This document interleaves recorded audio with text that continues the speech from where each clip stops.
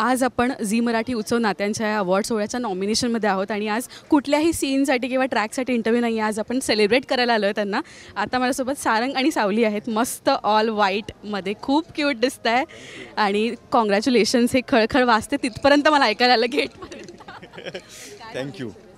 Nomination सगळेच आहेत आम्हाला, सगळेच. नायक नायिका, भाऊ बहीण, जोडी, खलनायक खलनायिका, त्यांना कुटुंब, सगळे प्रत्येक नॉमिनेशन आहे आणि फक्त प्रेक्षकांच्या प्रेमामुळेच आम्हाला मिळालेत मालिकेला.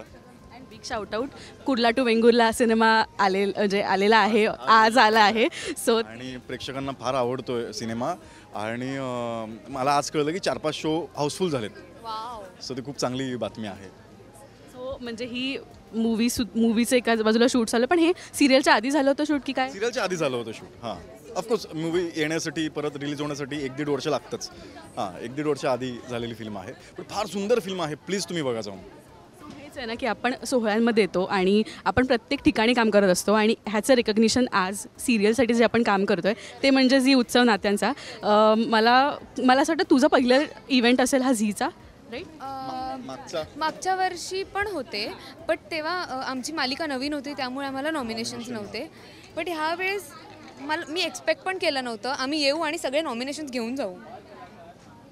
Thank you guys. इव्हेंटमध्ये असणार आहे, तुम्हालाच मिळणार आहे म्हणून. पण एक आतमध्ये ना आवाज आला जेव्हा अनाऊन्स होत होते आणि आम्ही ना आवाज ओळखू शकतो की अरे ही सावलीची टीमच ओरडते वाटतं. सो आम्ही एक छाप पडलेली आहे. किती भारी फिलिंग आहे, कारण का ना हे रेड कार्पेट इव्हेंट आपण आधी बघत आले हॉलिवूडपासून बॉलिवूडपर्यंत. हे कसं अजून पण तो बुजरेपणा आपल्यात असतो कुठे की काय करायचं आहे तिथे गेल्यावर. खरं तर म्हणजे ते ना आपण फक्त फील करू शकतो, नाही सांगू शकत. ती भावनाच नाही सांगू शकत रेड कार्पेटची. की सुरुवातीला आपण ती हे असतंच, भीती असते, लाजणं असतं, पण नंतर आपण इथे जेव्हा येतो तेव्हा ही जी फिलिंग आहे स्पेशल फिलिंग आहे आणि तुम्ही जी आम्हाला स्पेशल फिलिंग देता खरं तर खरं तर ती नाही सांगू शकत. म्हणजे आणि खरं तर हाच अनुभव घेण्यासाठी कलाकार नेहमीच तडपडत असतो. सो तो बघ ना तू काय असेल. ऑलमोस्ट आता ना 1 वर्ष झालं आहे मालिकेला आणि खूप ट्विस्ट अँड टर्न्समधून अप्स अँड डाऊन्समधून आपण येतो. आज अवॉर्डला आपण उभे आहोत. ही जर्नी एका लाईनमध्ये सांगायची झाली तर काय सांगशील, एका सेंटेन्स?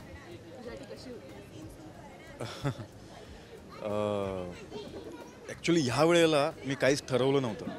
नेहमी कामाच्या वेळेला काही ना काहीतरी ठरवतो मी. आपण म्हणू शकतो की युनिवर्ससोबत आपण जातो किंवा सरेंडर करतो, तर तसं होतं, गो विथ द फ्लो. आणि तसंच ते मिळत गेलं आणि मॅजिक म्हणू शकतो आपण.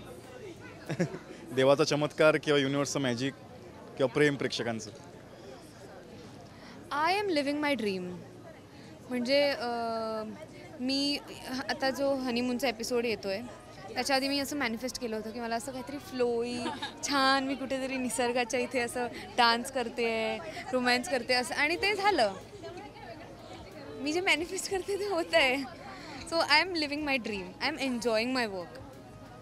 हे जे ट्रॅक्स आहेत ना, कमेंट्स आले असतील ना प्रेक्षकांचे, तुम्हाला DMs येत असतील की ते एन्जॉय करतायत आणि तुम्हाला त्याच्यामुळे किती हुरूप येतं अजून. अगं एक गाणं आत्ता आम्ही रिलीज केलं तर बरेच, म्हणजे मला वाटतं आता तर वाढले असतील, पण तेव्हा मी पाहिलं होतं तेव्हा 250च्या वर कमेंट्स होते आणि प्रत्येक कमेंट चांगलं होतं. प्रत्येक कमेंटमध्ये ते गाणं प्रेक्षकांना फार आवडलं होतं. आम्हाला त्याची पण अपेक्षा नव्हती. आम्ही ते खरं तर इम्प्रोवाईज केलं होतं. गाणं आधी रेकॉर्ड होणारच, म्हणजे शूट होणारच नव्हतं. तिकडे गेल्यावर लोकेशन एवढं छान वाटलं, ते म्हणाले गाणं करा. सो त्या ह्याच्यात आम्हाला जेवढा गाण्यासाठी वेळ मिळाला, कारण शूटिंग पण करायचं होतं, गाण्यासाठी वेळ मिळाला, त्यात ते गाणं इम्प्रोवाईज झालं आहे आणि ते फार सुंदर झालं आहे.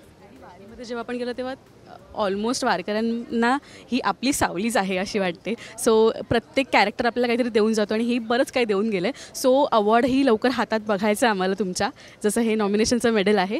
ऑल द बेस्ट गाईज आणि live this moment. Thank you so much. Thank you.